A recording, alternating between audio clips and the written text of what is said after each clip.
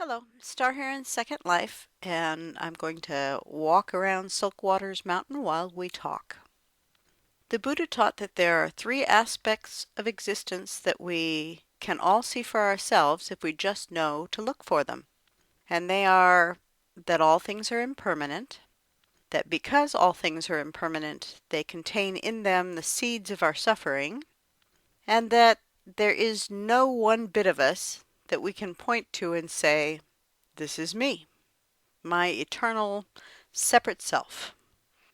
We're going to cover all three of these, but I can't do that in 10 minutes, so we're going to do them one at a time, starting with the last one, finding ourselves. In the Buddha's time, the orthodox thinkers, the Brahmins, and the heretical thinkers, the ascetics, were just beginning to grapple with the concepts of rebirth. It was thought that each person had at the core of their being their own individual, separate, and eternal self, in those days called the Atman. This Atman was thought to be one's true, unchanging self, the part that accrued merit, good or bad, based on karma, one's actions. Enough good merit in the merit bank, you got a good rebirth. If the bad merit outweighed the good, you got a bad rebirth. Either way, you had to go through another life of suffering, illness, loss of what you love, pain, and death. So while a better rebirth next time was worth working for, the end of rebirth was the true goal for followers of the religion of the times. It was thought that if you could purify yourself enough, you could know yourself as Atman, and then you could finally be one with Brahman and end the round of rebirths. Your eternal, unchanging self would find bliss in the one great consciousness, Brahman.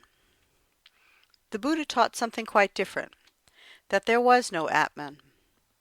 Anatman was the term he used.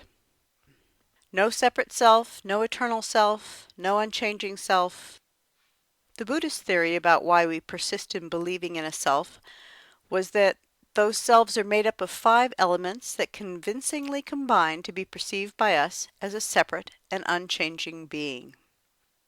These 5 elements are our physical selves, our sensations, feelings, mood, our perceptions, what we know, our voluntary actions, and our consciousness, awareness of the world through our senses. There are likely to be lots of different ways we can parse up ourselves, and you are welcome to make your own list of component parts. The only really important part of such a list is that it contains items that you can demonstrate to others. This is also known as proof. So, for example, they can touch you and know you have a body.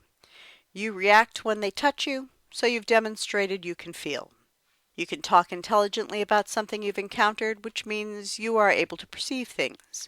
If you hit someone, they feel it, so you're able to act. And you have already demonstrated that you're aware of the world around you by being able to aim your blow.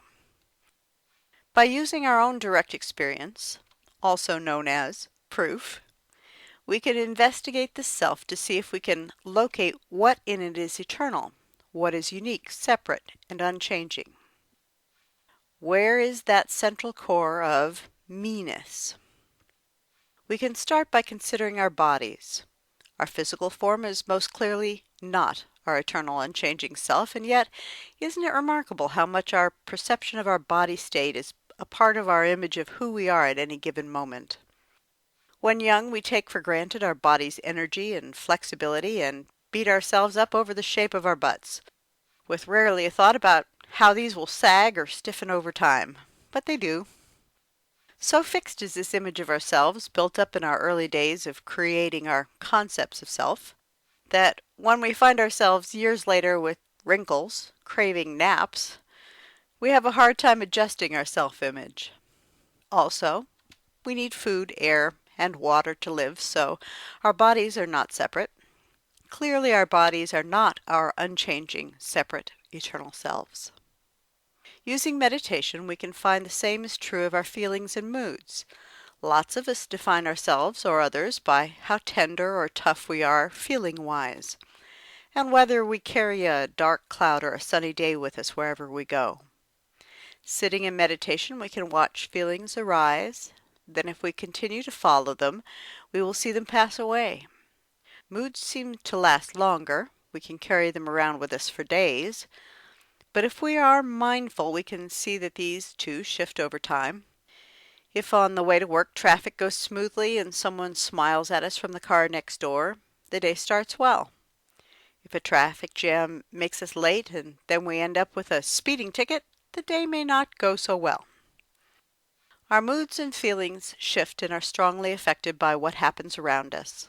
Clearly, they are not our unchanging separate selves. Our self-image is often defined by what we know, for example, if we're an expert in a field, or by what we don't know, if we're a novice. We may think of ourselves as educated or on top of things. These are all images of the self based on our perceptions, our knowledge. All we have to do, though, is consider how what we know has changed from the day we were born, through our young lives, into adulthood, to realize that what we know changes as new information comes in. Not separate, since we take in new information, not unchanging, not eternal, since information is capable of being wiped right out of our mental databanks. Some would say we are what we do, which is the voluntary actions part of ourselves. Individually, our actions certainly come and go. We rest, then we stand up, action initiated, changing, ending. What we do is based on what is outside ourselves, to fill a need, to make something happen, so our actions are not separate. Neither are our actions eternal and unchanging, so they can't be the self. As for consciousness, a small thought exercise will let us realize that if we're knocked unconscious, we have no consciousness. But do we cease to exist when this happens? No, clearly not. These days we can even die, flatline, and we can recover.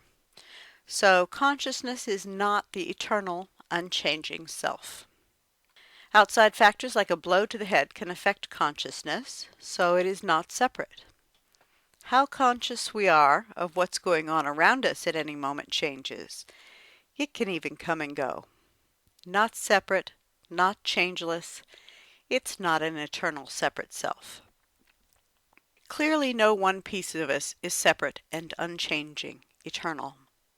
Just as clearly, who we define ourselves to be, what feels like the eternal, unchanging self, is an aggregate of all these bits that we patch together, built up of our awareness of the world, assumptions about it, reactions to it, and thoughts and intentions, as well as our bodies. We have a self that moves through time and space, that we agree, by definition, is an independent being we call a person. But through investigation, we can see that this person isn't really independent at all. Who we are and what we are at any given moment depends on a huge number of factors: state of the body, recent events, reactions to those events, thoughts and concerns about other things, considerations around overall philosophies, intentions and goals, all of which changes. What we call ourselves is truly a matrix, and nowhere do we find an independent, unchanging, eternal soul. So what is there that can be reborn after the breakup of the body? Understanding the concept of not-self on an intellectual level, and then experiencing it directly through meditation, work together to change our perception of ourselves and the world, and how we relate to ourselves and others in the world. The two parts work together well, because throughout our lives we have built up, mostly unconsciously, our image of this eternal self that we operate from. We are hardly aware of the assumptions we've made, or been taught to make, until we begin to look for them directly.